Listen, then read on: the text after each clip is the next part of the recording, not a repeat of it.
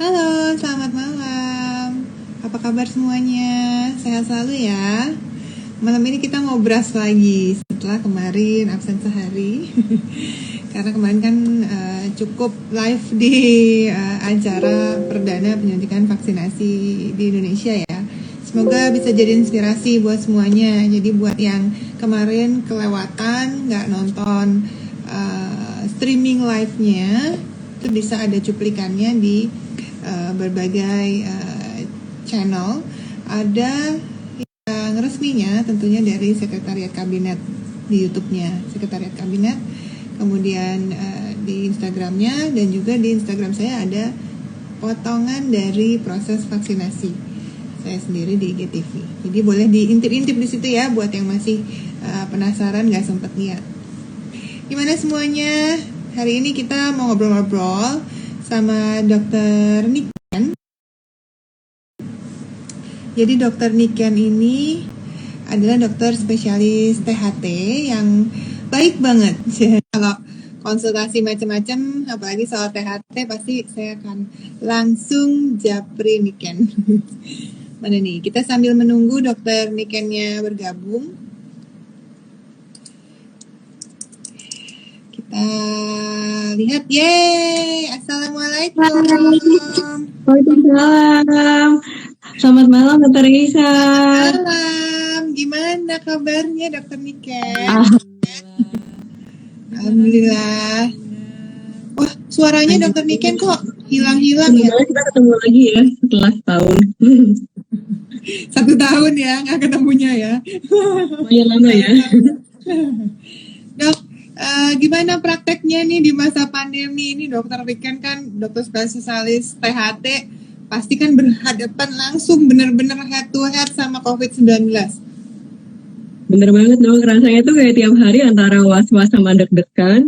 Tapi satu sisi ya enjoy aja. Sekarang memang situasinya kayak gitu ya. Jadi kalau sekarang di depan mata ada orang COVID ya udah biasa aja, nggak harus takut lagi. Karena kan kita juga udah tahu ya gimana protokol APD yang adekuat, gimana protokol cara pulang ke rumah biar bersih.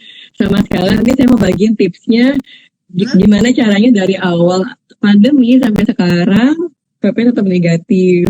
Iya, itu dia. Iya, alhamdulillah ya. Ini kan aku pertama kali inget banget ya curhatannya Dr. Niken ini waktu awal-awal APD juga belum memadai. Inget banget tuh masa-masa awal pandemi. Itu kayak gimana, ceritain dong ke semua teman-teman di sini. Jadi waktu awal pandemi itu kan kita benar-benar tenaga kesehatan memang kita nggak pernah dari zaman residen atau apa nggak pernah dilatih ya buat menghadapi situasi kayak gini. Nah ini pandemi yang pertama kali terjadi juga. Jadi ya pakai ilmu kira-kira aja yang kita sama ini belajar gimana sampai bikin SOP sendiri baik di rumah sakit maupun di tempat praktek, alur di bahasa gimana cara memeriksa pasien, terus operasinya juga gimana, itu juga ya dari urusan tertulis sampai prakteknya juga akhirnya ya kita coba ya, karena yang penting prinsipnya jangan mau maju kalau misalnya APD-nya nggak adekuat. Dan prinsipnya sih kalau sebagai tenaga kesehatan sama-sama baiknya ya kita coba kita usahakan harus sehat agar kita bisa menolong orang banyak gitu. Jadi ya alhamdulillah ya untungnya dengan adanya protokol dan SOP yang udah dijalani baik segala macam dokter, nggak hanya dokter THT aja, kita juga udah lebih paham bagaimana menangani situasi pasien COVID. Jadi ya sekarang memang nggak boleh pilih-pilih ya dok ya, memang apalagi THT kan force entry dari infeksi saluran nafas atas, jadi ya pasti yang bisa datang ke Polri pasien COVID-19 juga. Bener-bener. Wah, emang kan kalau misalnya kita mau bantu orang, kita harus sehat dulu juga dong dari badan kita sendiri. Tadi juga ada yang nanya nih dok, iya tuh gimana tuh tipsnya kok bisa sampai nggak ketularan, tetap sehat terus. Boleh nih dibagiin tips dari Dr. Niken? Boleh banget. Pertama, yang masih udah sering Dr. Risa omongin ya, kita harus jaga protokol kesehatan. Pertama pakai masker. Mungkin udah sering banget dengar gak bosan-bosan ya saya ingetin kalau pakai masker maksimal 4 jam. Nah terus buat teman-teman yang tenaga kesehatan, misalnya ada prosedur yang tindakan aerosol, misalnya teman-teman dokter THT atau dokter gigi atau tindakan lain misalnya di kamar operasi, jangan lupa pakai N95. Saya sampai sekarang tuh punya N95 tuh udah berbagai jenis macam, 3 macam respirator tuh ada semua. Ya akhirnya nyoba-nyoba mana yang paling nyaman ya. Gitu, sama tetap juga kalau misalnya habis praktek, mandi itu wajib banget. Jadi sehari tuh bisa bawa ganti baju tuh 2 kali, baju scrub yang kita pakai di rumah sakit, baju yang buat pulang, nanti pas sudah pulang nyampe rumah juga tetap harus dipakai lagi. Terus yang penting cuci tangan tiap saat. Saya prefer kalau misalnya ada air sama sabun, saya tetap cari air sama sabun. Karena kan sebenarnya dari surfaktan sabunnya itu yang mutusin rantai-rantai spike dari coronavirus ya. Gitu. Jadi setelah itu nggak lupa kalau pulang ke rumah nggak cuma cuci muka, gosok gigi, tapi juga cuci hidung.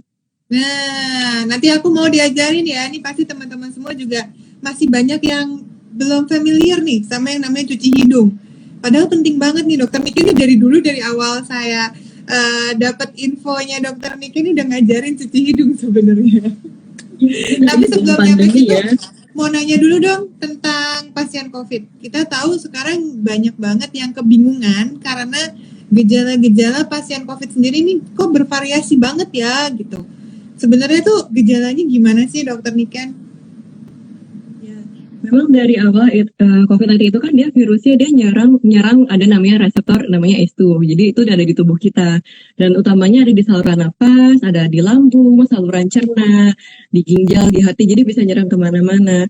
Makanya ada gejala kalau THT, ada yang sakit tenggorokan, ada yang sinusitis juga hidungnya sakit, yang paling sering juga gangguan penciuman atau anosmia, terus gangguan pengecapan atau dispepsia atau agusia, terus ya paru-paru udah tahu ya banyak batuk, sesak, happy hipoksia, dan juga yang paling banyak sekarang sebenarnya udah ada dari dulu tapi lagi booming-boomingnya nih datang ke IGD tuh yang orang-orang mencret, gangguan pencernaan, muntah-muntah, nggak bisa makan, akhirnya dehidrasi dan lemes, itu juga gejala COVID-19. Tapi yang sekarang kita harus concern dan datang-datang ke rumah sakit atau ke poli gitu ya, nggak hanya pasien-pasien dengan kasus COVID-19 baru, tapi juga kasus dengan post-COVID syndrome. Post-COVID itu berarti maksudnya dari orang yang emang udah pernah sembuh dari COVID? Ya, betul. Jadi misalnya sudah pernah kena COVID, swabnya sudah negatif, tapi gejalanya masih nyisa. Misalnya kalau pada bidang THT, gangguan penciuman ini masih ada menetap sampai berminggu-minggu hingga berbulan-bulan. Terus makannya juga bisa nyium bau gitu ya. Jadi memang kebetulan saya juga lagi bikin penelitian nih dok. Kalau misalnya kita late onset terapi gangguan penciuman itu lebih dari seminggu, itu baliknya bakal lebih lama, kira-kira 3 minggu. Tapi kalau kita obatin dari seminggu pertama, itu harusnya 5-9 hari itu udah selesai. Oh, jadi kalau telat itu efeknya akan lebih parah gitulah ya jadinya ya. Jadi kerusakan sarafnya lebih parah. Jadi apa yang udah terjadi kerusakan misalnya di paru-paru atau di gangguan penciuman gitu ya, saraf penciumannya, jadi masih akan bisa nyisa. Nah ini orang-orang yang juga terus harus kita obatin. Jadi kalau misalnya ada teman-teman nih udah pernah kena COVID, ya silahkan datang berobat kalau misalnya ada gejala sisanya. Kalau paling banyak sih biasanya sih lemas gitu ya.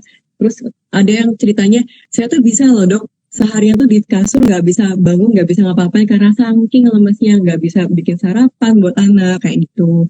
Terus yang sering sih sesak, tiba-tiba nadinya naik tengah malam. Tiba-tiba masih ada sesak padahal swab udah negatif, udah nggak ada COVID lagi, ternyata masih ada. Itu kenapa bisa begitu dok? Apa ada karena paru-parunya pasca COVID itu terganggu atau gimana? Ya, jadi kalau misalnya kita kayak luka di kulit, paru-paru kita kan juga bisa luka kayak misalnya di kulit. Dokter Niken suaranya mengecil, mohon maaf. Oh iya, jadi kalau misalnya kita ada luka di kulit kan paru-parunya juga keinfeksi juga luka. Nah itu membentuk jaringan parunya itu bisa bikin gangguan luka. Wah suaranya masih mengecil dokter Niken. Kecil, coba ya. Gimana dok? Nah ini udah. Coba dok, boleh diulang. Boleh. Nanti kalau misalnya kecil lagi bilang ya, sorry ya. Oke. Kalau misalnya pasien pasca COVID itu pasti ada jaringan parutnya di paru paling sering. Jadi itu bisa bikin masih gejala sesek. Terus ada juga gejala gangguan ke pembuluh darahnya juga. Jadi ada gangguan irama jantung, bisa bikin gangguan tekanan jantungnya juga atau tekanan darah. Nah, yang anosmia atau gangguan penciuman itu juga masih bisa ada pada beberapa kasus karena memang si saraf penciuman kita itu kalau misalnya udah radang memang harusnya ada yang bisa balik tapi ada juga yang akhirnya jadinya baliknya lama atau mungkin harus butuh terapi tambahan karena misalnya ada faktor anatomi lain, ada tulangnya yang bengkok atau misalnya ada bawaan alergi jadi banyak lendirnya, itu juga harus diterapi juga. Oh gitu ya, jadi memang setelah kita kena COVID, amit-amit ya, pasti ada orang yang kena COVID gitu ya, itu dia tetap harus memantau kesehatannya gitu lah ya. Kalau sampai ada orang yang berapa lama sih dok kayak gitu-gitu post COVID syndrome itu sebenarnya? Sebenarnya beda-beda ya tiap orang ya. Kalau khususnya pada THT, anosmia itu nggak tahu gangguan penciuman tuh bisa sampai berbulan-bulan. Kemarin saya nemu kasus 4 bulan itu masih nggak bisa cium dengan baik. Oh wow. Dan untungnya alhamdulillah dengan diperiksa ternyata memang ada gangguan komponen dari hidungnya, misalnya tulangnya ada yang bengkok, terus ada alerginya juga, jadinya bengkak semua, terus diterapi alhamdulillah 2 minggu akhirnya membaik penciumannya, bisa balik normal. Jadi buat teman-teman yang udah kena nih, karena kan sekarang kita ngomongnya udah bukan prevention lagi ya, kita sekarang ngomongnya gimana yang udah kena biar bisa semuanya dapat terapi. Nah itu jangan sungkan buat datang ke rumah sakit buat berobat. Betul banget. Ini apalagi kita tahu ternyata banyak sekali pasca COVID ini penyakit-penyakit yang timbul dan ini berbahaya kalau tidak mendapatkan penanganan. Jadi jangan disepelekan gitu ya. Ya, betul sekali Dr. Raisa. Oke. Dok, kita ngomongin soal menjaga imunitas saluran napas atas. Dari tadi kan udah banyak yang nanya juga nih soal gimana tadi cuci hidung. Emang efeknya apa? Gimana caranya, produknya apa? Banyak banget yang udah nanya tadi. Banyak yang penasaran ya, gimana sih caranya ya? Oke, jadi sebenarnya cuci hidung tuh simpel banget. Yang saya selalu ngeresepin ke semua pasien dari anak bayi, anak kecil, dewasa, ibu-ibu, bapak-bapak, semua tuh sebenarnya wajib cuci hidung. Sama kayak kita harus gosok gigi. Nah, hidung kita itu sebenarnya fungsinya buat filter udara kotor, termasuk virus, termasuk COVID, termasuk alergen debu-debu yang suka punya alergi bersin-bersin, yang suka meler-meler tuh kalau pagi hidungnya. Nah, itu harus cuci hidung tuh. Gitu ya? Ini simpel banget ya. Jadi gara-gara hidungnya kotor tuh ya? Iya, betul sekali. Karena kan sebenarnya COVID-19 itu port de entry-nya atau jalan masuknya itu adalah hidung sama rongga sinus kita. Jadi kita bisa jaga rongga hidung kita bersih. Kalau ada tamu nggak diundang kan kita usir dulu tuh, disapu dulu. Kira-kira gitu. Nah, itu simpel banget karena sebenarnya kita pakai NaCl atau cairan infus. Mungkin teman-teman udah pernah lihat kayak gini ya, cairan infus yang kita biasa buat di rumah sakit. Aku udah dikirimin sama Dokter Niken karena beliau baik banget. Terima kasih Dokter Niken. Jadi ini peralatannya. Iya, betul sekali. Jadi si pertama nyiapin cairan infusnya NaCl 0,9% yang dipakai buat sehari-hari. Terus yang tusukan hijaunya kan Dokter Raisa udah pakai ya. Namanya Transofix. Ya, itu tujuannya buat mengalirkan. Nah, ini kenapa kita pakai NaCl 0,9%? Karena kita sebenarnya ngambil isotonisnya. Jadi dia bisa pertama sebagai intervensi mekanik. Kalau kita punya rumah yang kotor kan pasti maunya kita sapu dan kita pel ya. Kalau ibu-ibu pasti mikirnya gitu, nggak betah kan rumah kotor. Termasuk hidung kita tuh rumah kita yang ada kamar-kamarnya, ada rongga sinus-sinusnya. Harus kita pel, harus dicuci kayak gini. Nah, itu juga bisa mengurangi bengkak, misalnya karena alergi atau sinusitis, ataupun inflamasi saluran napas atas atau peradangan karena virus, apalagi karena COVID-19 ini. Nah, ini juga memperbaiki imunitas kita, jadi dia menstabilkan dari saluran mukosa napas atas kita. Jadi emang sebenarnya ini wajib dilakukan, nggak cuma untuk orang-orang yang sedang sakit COVID-19 aja, tapi semua orang, apalagi yang punya keluhan-keluhan tadi yang disebutin dokter ini kan tuh bersin di pagi-pagi, tahu-tahu pilek segala macem gitu ya. Nah itu wajib banget ya berarti ya. wajib banget tuh. Jadi sebenarnya kalau buat prevention, teman-teman kita bisa cuci hidung tuh 2 kali sehari. Misalnya bangun tidur 2 sama kali sebelum sehari? tidur. Oh gitu.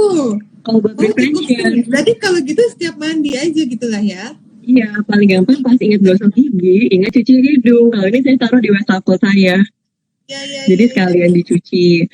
Ini ada Itu yang nanya, bisa kalau beli bebas nggak sih ini perawatannya di apotek? kalau Bisa lah ya? ini sebenarnya kita bisa beli di apotik, cuman kan kalau untuk jarum suntiknya kadang-kadang kita bisa ngeresepin atau buat teman-teman nakes bisa ngeresepin squid yang 10 cc. Tapi sekarang juga di portal online shopping juga banyak nih dijual yang kayak botol kayak gini Ini ya, buat biasa nasal seperti rise ini ya. gitu. Oke. Di Instagram juga banyak jual. Ya, teman-teman bisa cari. Nah, ini nanti kita praktekin sama-sama ya, Dok ya. Gimana Dokter Isa? Nanti aku ngeliat dokter Niken dulu soalnya saya di kantor. Boleh. By the way, ini ada yang nanya, emang boleh diminum? Kalau keminum gimana? Nah, nanti dikasih tahu tipsnya. Kenapa? Jadi biar nggak ketelan. Ya jangan sampai ketelan kan? Kita tuh sebenarnya kayak huruf U kebalik. Kalau kita masuk ke kanan, cairan infusan nanti keluar di kiri. Dan juga sebaliknya, masuk di kiri, keluar di kanan. Gitu. Nanti sekarang Jadi kita praktikum ya Dokter Isa ya. Ya udah deh, dokter Niken praktikum. Jadi pokoknya nih aku mau ngasih tahu dulu semuanya. Ini apa tadi namanya biar ada yang tahu cara nyebutnya. Namanya Transofix. Jadi sebenarnya Transofix itu tuh tujuannya buat ngalirin cairan infusnya biar bisa keluar. Nah dia aslinya kayak gini nih. Karena kan botol infus aslinya cuma botol aja. Nah, jadi bisa kita harus tusukin. sekali pakai buang kan? Ini bisa tahan berapa lama kalau udah dipakai sekali dibuka gini? Saya sih bisa pakai berkali-kali, misalnya ganti botol yang lain. Cuma saya cuci aja, saya bersihin gitu. Karena kan saya tahu misalnya di rumah memang tempatnya bersih. Dan kita bisa sterilisasi juga kan dengan misalnya kalau di rumah punya UV sterilizer atau memang cukup direbus aja. Itu juga udah hilang kok kumannya. Oh gitu ya, jadi dicuci, disteril, terus udah aman. Nah, ini berarti kayak gini. Ini ada botol kayak gini, sebenarnya botol cuci hidung apa dong sebutannya? Ini sebenarnya buat cuci hidung. Kalau sebenarnya kalau di luar negeri itu kalau orang udah mulai flu atau pilek, mereka tuh tinggal beli di apotik, beli nasal washing gitu. Itu sebenarnya udah dijual bebas kayak kita belanja di Alfamart, Indomart. Nah, ini kan satu botol ini ada yang 300 mili. Kalau kita sekali cuci, sebenarnya kita butuh 30 mili hidung kanan, 30 mili hidung kiri. Jadi kira-kira totalnya 60 mili. Nah, kalau buat 3 reset ini ada 100 mili nih, Dok. Kita bisa kira-kira kan setengahnya lebih. Iya. Kalau mau lebih, boleh banget. Karena kalau misalnya saya habis praktek dari rumah sakit nih, kan kalau saya tenaga medis, kan saya pasti terpapar rumah sakit, udaranya kan kotor. Saya pasti cuci 3 kali sehari. Jadi nggak cukup 2 kali sehari kalau saya. Iya, apalagi kerjaannya resiko tinggi banget. Jadi salah satu rahasia ya dokter Niken ini nih. Oke, kalau gitu tadi udah pada dicatat ya semua yang lagi nonton ya nama-namanya ya. Sekarang prakteknya nih. Boleh. Kita sambil pindah ya, saya pindah ke kamar mandi. Oke. Karena kan basah-basahan nih Dok. Jadi NaCl ini saya udah isi ke botol yang biru, saya udah pindahin. Karena biar praktis juga kalau buat pulang dari rumah sakit, ini saya pakai kan. Langsung dipakai. Jadi nggak usah bolak-balik. Dok, ditanya untuk anak-anak bahaya nggak? Ya enggak dong, justru anak-anak sebenarnya boleh ya. Nggak bahaya sama sekali, justru boleh banget. Tuh, apa bayi juga boleh. Kadang-kadang suka lucu sih pertanyaan Dokter Isa, katanya nanti nembus ke otak nggak gitu. Tentu aja enggak ya. Enggak dong ya. Karena kalau sama otak tuh rasanya lebih jauh beda banget gitu. Ketelan kayaknya. Dan biar gak ketelan nih tipsnya gini ya. Jadi kan ini udah dituangin. Udah dituang. Terus posisinya harusnya nih buka mulut, tahan nafas, terus kita Tunggu Dok. Tadi sinyalnya agak hilang. Coba diulang. Oke, diulang lagi ya. Jadi ini kan saya lagi di wastafel nih, ini saya di kamar mandi, ini sama-sama kamu gosok gigi, gitu cuci dulu. Terus posisinya kita piringin bagian kepalanya, nah biar gampang. Ingat kalau kita pegang tangan kanan di botol dibalik gini, masuk hidung kanan nanti keluar di hidung kiri. Jadi kita ngadepnya ke kanan. Kalau yang mau keluar, hidungnya yang berada di bawah gitu ya. Betul, jadi kayak sesuai gravitasi aja kan hidung kayak berbalik. masuk sini, keluar sini. Nah, tipsnya biar gak ketahuan, bilangnya gini, ngomong nah, Oh itu gitu. gampang banget. Jadi buka mulut sambil ngomong nggak bakal ketelan berarti ya? Betul, karena otot menelan kita, begitu kita ngomong itu akan terkunci. Jadi otomatis gak akan ketahuan. Oke. Coba-coba dok dipraktekin biar Boleh coba ya. Terus untuk yang botol ini, jangan lupa di sini ada tombolnya. Begitu kita pencet tombolnya, baru air akan keluar kayak gini. Tuh, ya. Oke. Oke. Saya mulai ya. 1, 2, 3. Ini dong. Saya bisa sambil ngomong sama dokter nih. Bisa sambil ngomong. Iya, ini emang gampang banget nah.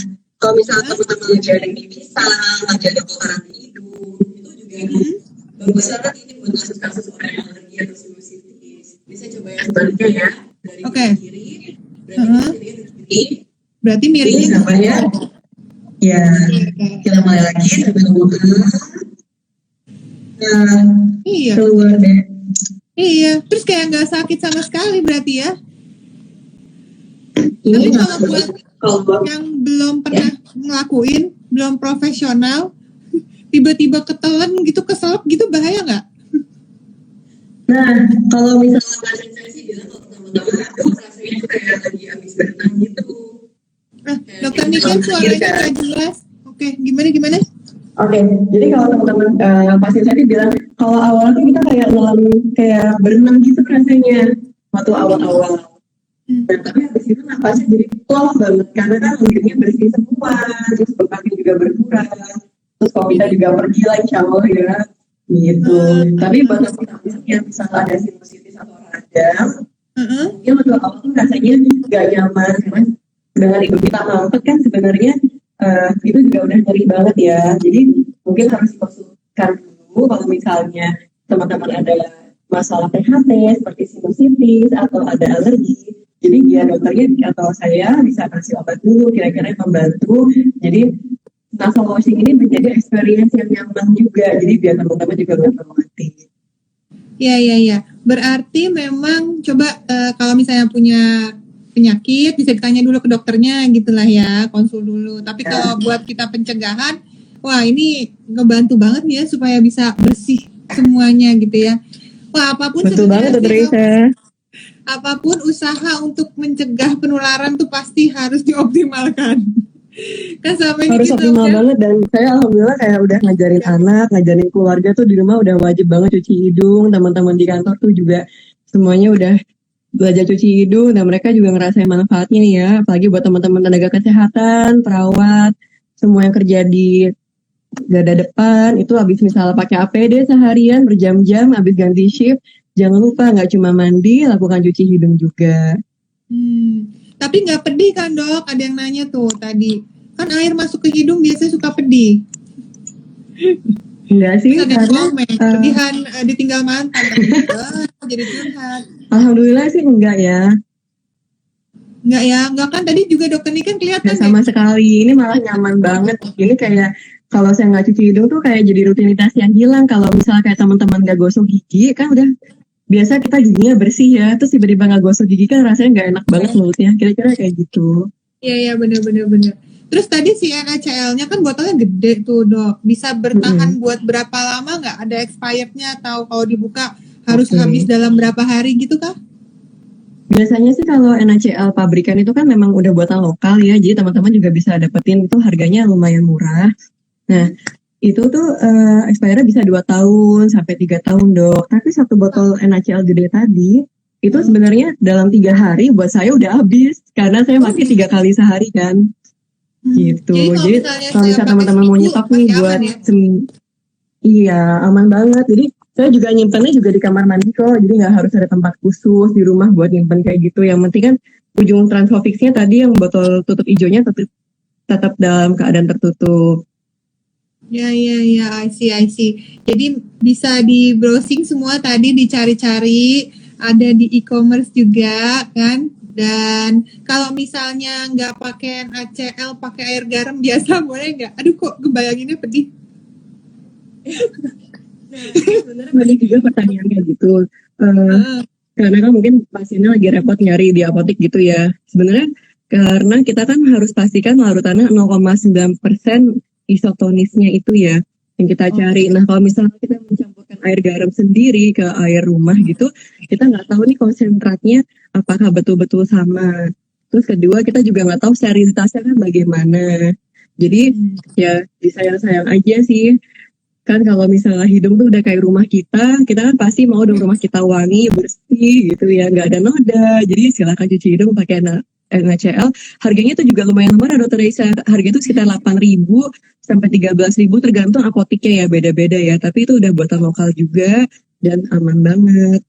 Ya, oke. Kebayang sih, karena ini penting, jadi jangan jangan asal-asalan lah, jangan sembarangan gitu ya pakai barang-barang di sekitar kita yang nggak dipergunakan untuk semestinya. Oke, Dokter Niken, salah satu proteksi selain udah APD, kan 3M tuh ya, APD termasuk salah satunya, memakai masker, terus juga udah cuci hidung. Jadi M-nya nambah nih kalau Dokter Niken ya, M-nya keempat mencuci hidung ya. Mencuci hidung. Nah, sekarang ada lagi M yang kelima nih. Hah? Apa tuh, Dok? Ya, karena kalau mencuci hidung itu juga meningkatkan sleep hygiene. Sedangkan kita kan kalau lagi zaman pandemi kita butuh tidur berkualitas ya. Nanti berasa deh kalau udah cuci hidung sebelum tidur, itu tidur kita juga lebih berkualitas, napasnya lebih bersih dan bisa ngurangin ngorok juga nih buat teman-teman yang ngorok. Oh iya. Wah, berarti suami aku wajib loh. Jadi curcol. Berarti ini penting banget. M yang keempat adalah mencuci hidung gitu ya. Nah, Dokter Niken, ada lagi M yang kelima. Melakukan vaksinasi. Nah, Dokter Niken udah terdaftar sebagai penerima vaksin atau jangan-jangan hari ini udah divaksin? Saya sudah terdaftar dok, dan saya tuh nggak sabar banget pengen nunggu buat dapat vaksin kayak Dokter Raisa ya. Cuman karena memang daerah tinggal saya di Tangerang, katanya sih infonya masih akan baru dapat dalam waktu dekat, jadi belum bisa dalam hari ini. Jadi saya bakal nungguin banget nih, karena udah siap banget sebelum dari awal tahun, dari akhir tahun lalu itu harus banget siap vaksin ya. Apalagi di garda terdepan, karena bukan tanggung jawab buat kita aja, tapi buat masyarakat, buat keluarga, dan buat tenaga kesehatan sesama kita juga harus melakukan vaksin. Karena vaksinnya juga alhamdulillah yang di Indonesia berada kan sangat aman, halal. Seperti yang Dokter Raisa udah sering ngomong ya. Dokter Niken, kalau ditanya berarti Dokter Niken siap banget vaksin gitu ya. Mungkin buat teman-teman semua yang masih ragu nih, boleh nggak diberi pencerahan? Oke. Jadi mungkin yang banyak beredar hoax itu kayak kandungannya ya Dokter Raisa ya. Tapi kan alhamdulillah semua yang masuk di tubuh kita pasti melewati proses yang lumayan rumit ya dok ya. Nggak cuma sekali 2 kali screening dan bahan bakunya juga pasti dipastikan.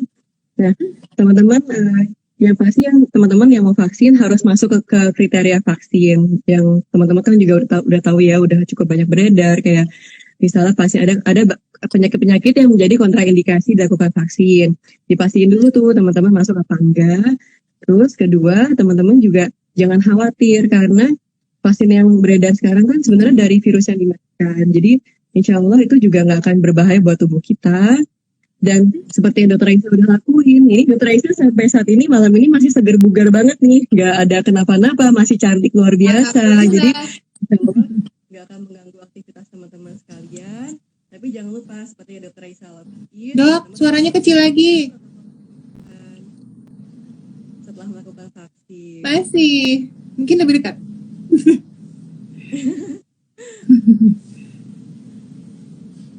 Nah, jadi jangan khawatir, teman-teman nanti tunggu gilirannya ya. Terus jangan menolak karena insya Allah semua yang udah masuk di tubuh kita ini sudah halal dan aman dan akan menjaga kita biar menjaga kesehatan sama pandemi dan pandemi di Indonesia cepat berakhir nih dok ya.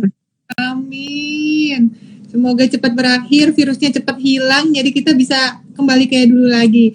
Dokter Niken bisa praktek dengan nyaman, keluarga di rumah yang nungguin juga semuanya jadi tenang lagi gitu ya. Ya dok, sama-sama ya dokter juga sekeluarga harus stay safe terus ya dok. Amin. Semua yang nonton juga. Pokoknya kita semua harus siap sekarang. Tetap ya, meskipun ada vaksin, protokol kesehatan, ingat tetap harus dijalankan dengan baik. Sampai kita benar-benar bisa memastikan pandemi usai dan virusnya udah gone gitu ya. Thank you so much Dr. Niken buat sharingnya. Udah dengan malam ini.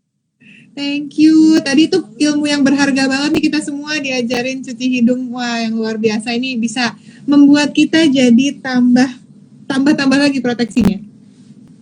Amin, insya Allah. Senang banget kalau teman di sini bisa mulai cuci hidung ya. Okay. Thank you. Sukses terus, sehat terus. Pokoknya all the best buat Dr. Niken. Sampai ketemu lagi. Dokter, selamat malam. Thank you. Terima kasih Dokter Isa. Terima kasih. Baik, tadi kita udah ngobrol-ngobrol ya, ngobras bareng Dr. Niken. Dan buat semuanya yang penasaran, dia tuh banyak banget kasih tips-tipsnya, info-infonya tentang manfaat cuci hidung. Dan kalau tadi pengen tahu prakteknya lagi lebih detail, dia juga punya video-videonya di Instagramnya. So buruan samperin aja, dan semuanya stay safe. Dan buat yang nanya, kondisi saya hari ini alhamdulillah baik-baik saja, saya sehat, tidak ada efek samping yang gimana-gimana. Kemarin saya sempat ngantuk sedikit dan sempat pegel-pegel dikit di lengan kiri tempat penyuntikan, tapi udah hilang. Hari ini saya udah bisa kerja seperti biasa. Jadi buat semuanya jangan khawatir, vaksinnya memang sejauh ini oke, aman. Saya akan update terus sampai nanti vaksin kedua, penyuntikan kedua nanti ya. Saya nggak sabar, berarti 13 hari lagi, 14 hari dari kemarin. Terima kasih semuanya, sehat selalu. Thank you for watching dan semoga bermanfaat.